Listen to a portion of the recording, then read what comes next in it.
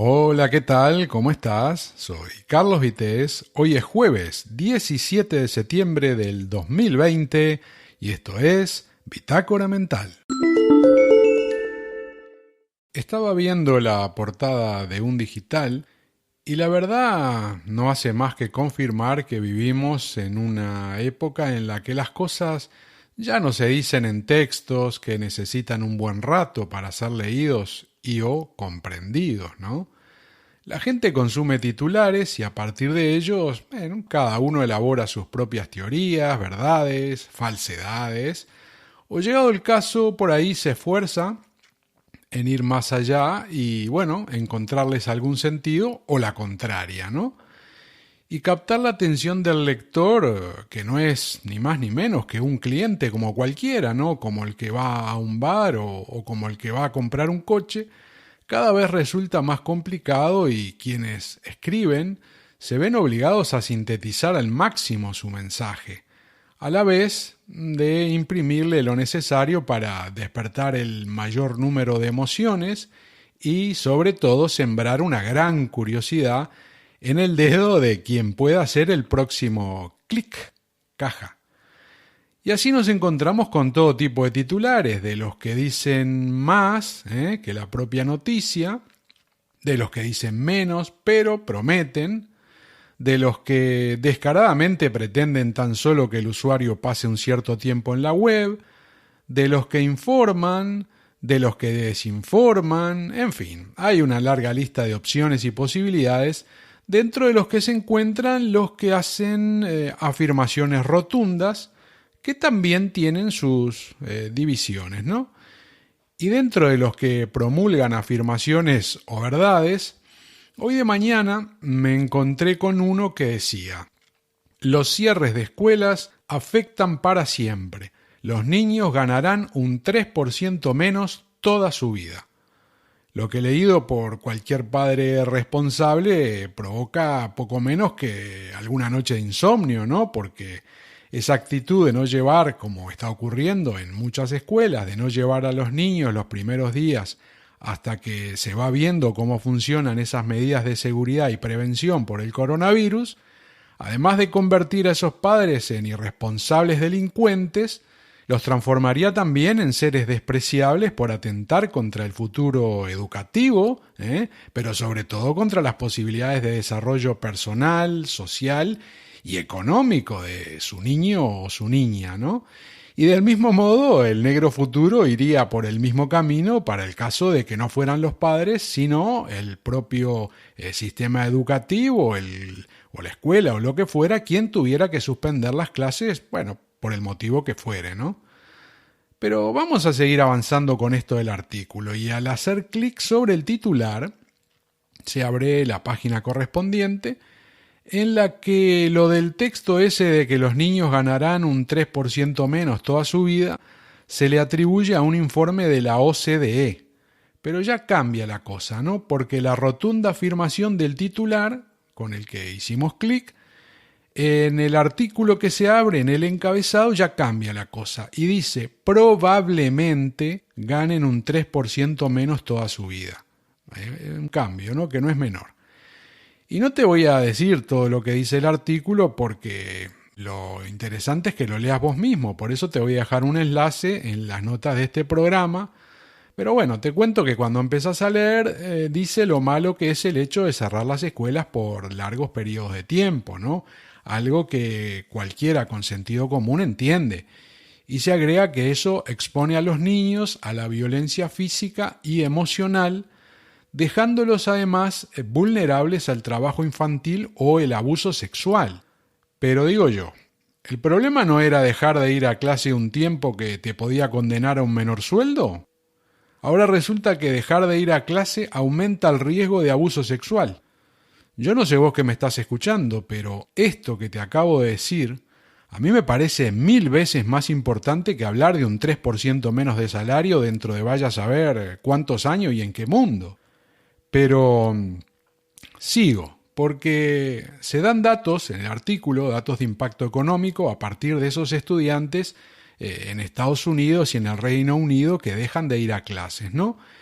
Y bueno, se sigue aportando información hasta que se llega a un párrafo en el que vuelvo a leer, sí, algo que me parece relevante, y es que cuanto más tiempo están cerradas las escuelas, más probabilidad existe de que los niños no regresen a ellas y se produzca el temido abandono escolar.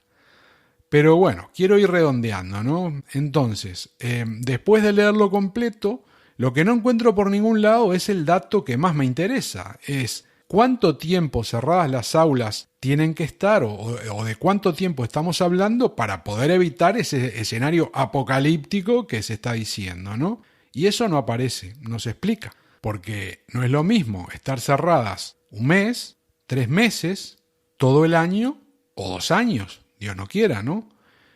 Y ahí creo que no sería necesario leer nada, ¿no? Porque cualquiera tendría ya total conciencia del desastre que sería eso desde absolutamente todo punto de vista. Así que, a falta del dato que considero crucial, me quiero quedar con lo de los abusos sexuales y el abandono escolar, que me parece importante, ¿no? Eso me parece serio, en realidad muy serio. Y no se necesita que las aulas estén cerradas mucho tiempo para provocarlo o si acaso favorecerlo, ¿no?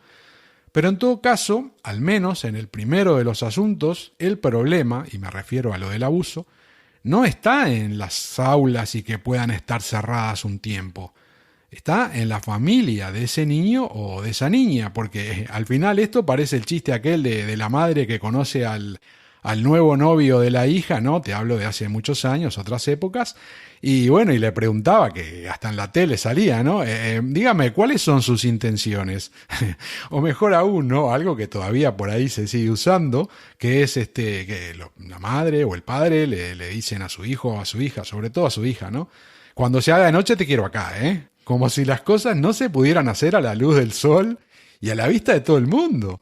Así que, sí, soy consciente de que algunas coyunturas son catalizadores de situaciones, pero el problema no está en la escuela, está en casa, donde ese niño o niña deberían sentirse seguros.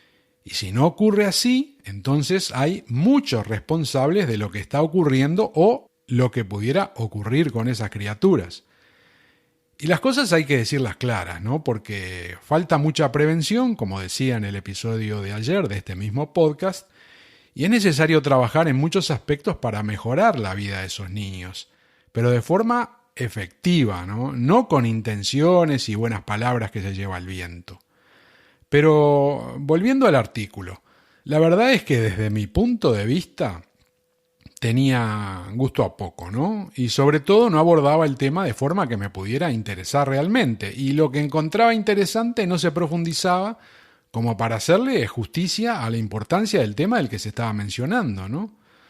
Así que en resumen, por ahora no estoy suscrito a ningún periódico de pago y creo que será difícil que lo haga porque demasiadas veces me encuentro con cosas que no terminan de interesarme desde el propio titular, porque afirmar hoy que un estudiante, ¿no? Un niño, vamos a ponerle, o bueno, alguien un poco de más edad, pero como sea, afirmar que un estudiante pueda estar condenado de por vida a ganar un 3% menos de salario, hacerlo hoy en 2020, me parece cuanto menos arriesgado, sobre todo teniendo en cuenta que la entrada de esas personitas en el mercado laboral no va a ser la semana que viene.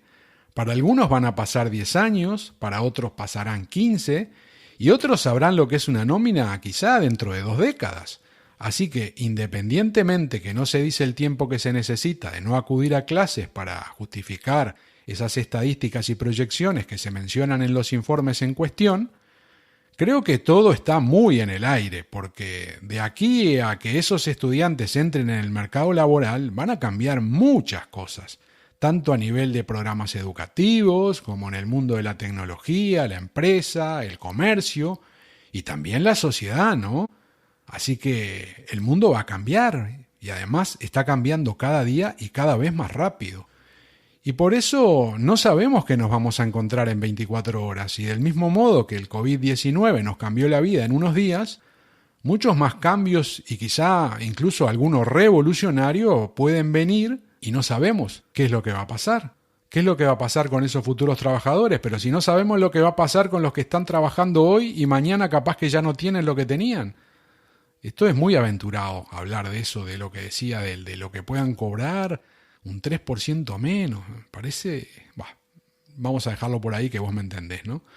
Y es muy probable que el 80% de todos los puestos de trabajo que hoy existen, dentro de un tiempo, sean totalmente diferentes. Te hablo de unos pocos años. O directamente ni existan. Y todo sea nada que ver con ahora, ¿no? Así que lo más lógico y prudente me parece dejar a los niños ahora mismo, dejar que sigan siendo niños, ¿no? Pero claro, hacer sí todo lo posible por una educación segura que funcione y que sea de calidad, tanto dentro como fuera de las aulas, y velar por la seguridad de esos niños, de esos jóvenes, incluso también en casa y en familia. Porque si queremos de verdad un futuro para todos, hay que hacer lo que hay que hacer, y no se puede estar echándole la culpa siempre a los demás. Cada uno tiene que asumir el papel que le toca y cumplirlo lo mejor posible. No sabemos qué nos va a pasar mañana, no sabemos con qué nos vamos a encontrar, pero ese futuro lo comenzamos a preparar hoy. Y si no hacemos las cosas bien y a conciencia, mañana no podemos quejarnos porque habremos sido artífices de nuestro fracaso. Por eso, yo estoy dispuesto a poner mi granito de arena y lo estoy haciendo. Y espero que vos hagas lo mismo. Así que vamos a ponernos positivos, Y déjame que brinde contigo, pero por el triunfo, porque eso depende de nosotros. Soy Carlos Vitéz, hoy es jueves 17 de septiembre y este fue un episodio más de Bitácora Mental. Cuídate mucho, como te digo siempre, y te espero mañana, si Dios quiere, otra vez por acá. Chao.